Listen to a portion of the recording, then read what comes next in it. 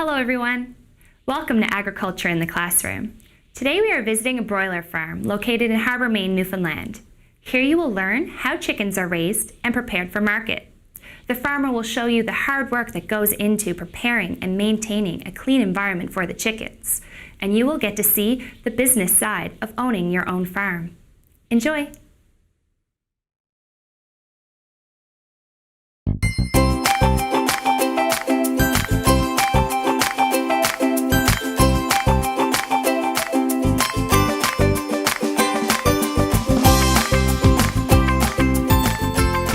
Hello, my name is Darryl Legge. I'm a poultry producer here in Newfoundland, Labrador.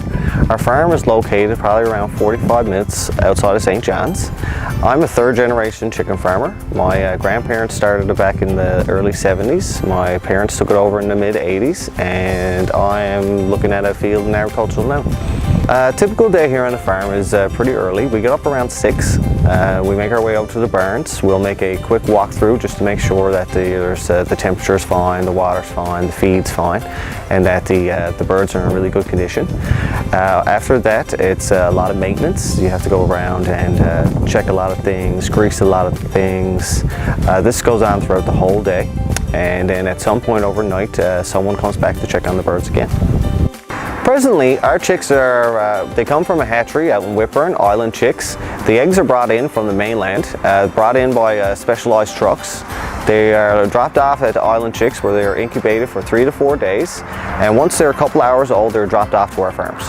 Our chickens don't lay eggs. The birds that we have on our farm would be referred to as broilers, and which is referred to more as a meat bird.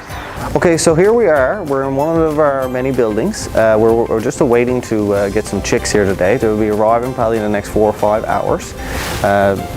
So when we place the birds, we try to place them here on the feed that we have laid out on a piece of paper underneath the feeder system.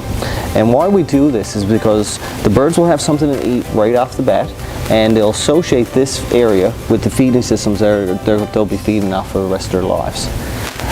Now over here, what we have is the drinking system, the watering system. This is what the birds will drink water out for the rest of the time they're in the barns.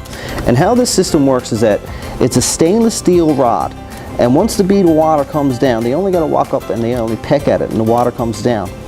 And after they peck at it, there's the light in the barn will create a spectrum here, which will constantly attract the birds, and they'll always come back to here for water.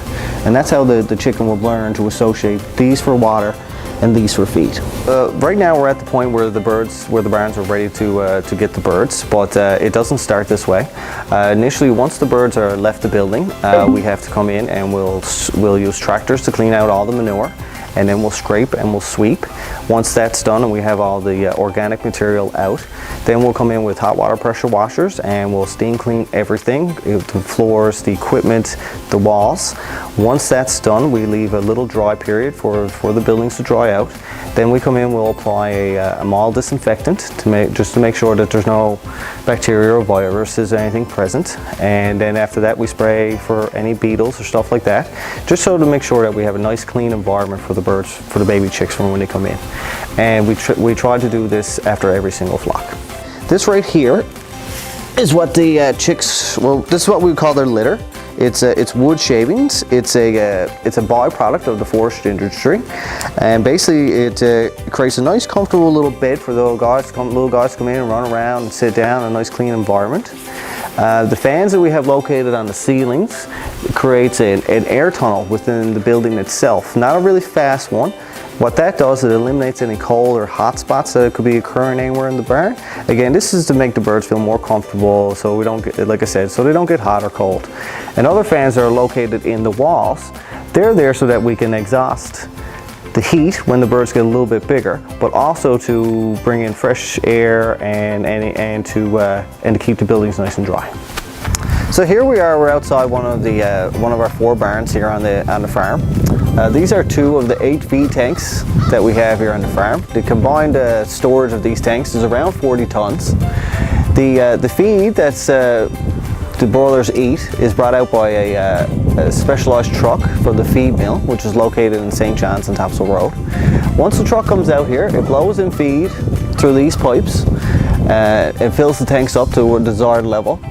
Once there is a demand for feed on the inside, once the chicks eat so much down on the feed and engage the feed system, an auger will engage here and will haul the feed through this pipe in through the barn and will fill up each feed line as it needs as it goes across the barn to whatever desired need that the chicken has at that time.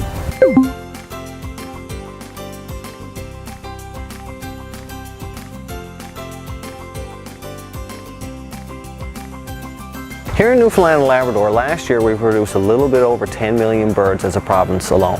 Myself here on this farm, we produce around 700,000. Most of our birds are for provincial consumption, so that would be your Mary Browns, your KFC, whole birds, Swiss Chalet, mom and pop tech out, stuff like that.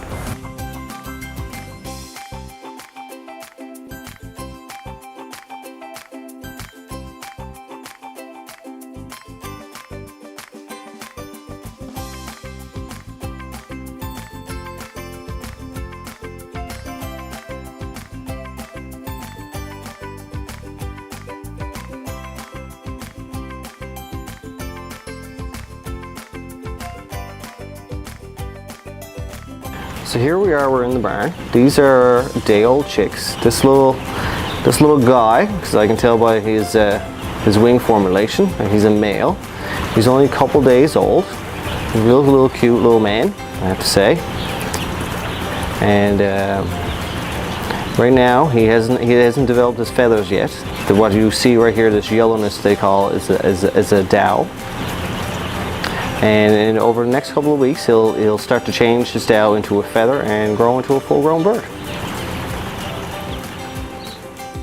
Also here in the farm, as you see here in the office, what we try to do is we try to use modern technology to kind of bring the farm into the 21st century. One of the many things that we use, one of our many tools I should say that we use, is a data logger. The data logger, what that does is that it creates a database for us to understand how the bird's performing, how much water they drink, how much grain they ate, and hopefully over time what we plan on doing is to use this database in order to create a curve so that we can run the birds to reach peak performance. And like many businesses, we do have affiliations and programs and standards that we have to keep up to. Here to my left on the wall, you will see the offset program certification, which this farm has been carrying for the last 7 years. That would be the on-farm food safety assurance program. Other programs included our environmental farm plan, animal care welfare program, and other things that we try to improve here on the farm is our safety qualifications also, because we are also Prime certified. A background for anybody getting into agriculture, poultry, or whatever. I mean, you want to be mechanically inclined and want to be, hands-on and enjoy being outside. But like any business, you need to have a strong business background. You need to be able to communicate well. You need to be able to do research, and you need to be able to deal with banks. Myself, I mean, I did have hands-on experience on the farm, but I did go to Memorial University and got a degree before I came back to take over the farm.